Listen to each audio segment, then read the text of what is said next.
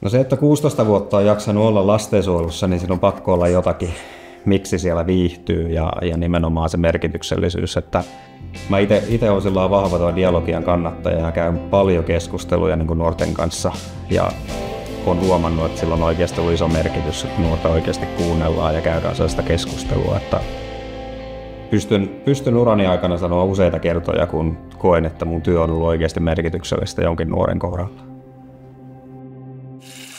Tulin tosiaan silloin, kun aukaistiin uutta yksikköä. Siinä kohtaa mä olin tosiaan tuolla 60 kilsan päässä töissä, niin totesin, että lyhyempi työmatka on ainakin merkittävä.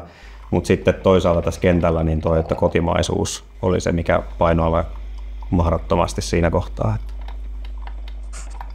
Siis kyllä maatilatyöskentely on oikeastaan, niin kyllä se niin työ kuuluisi olla, mutta tosiasiassa on paljon harrastus.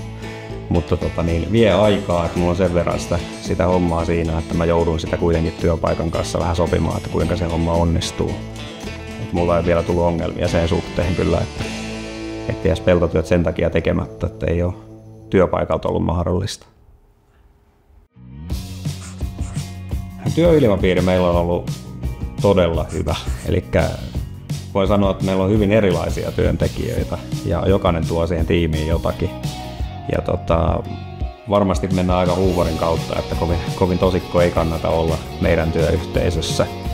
Mutta jokainen tuo kuitenkin siihen aina jotakin omaansa. Että mä en voi sanoa, että meillä pitää olla tietynlainen ihminen, että voisi työskennellä. Päinvastoin, että pitää olla hyvin erilainen, että jaksaa olla tässä porukassa mukana.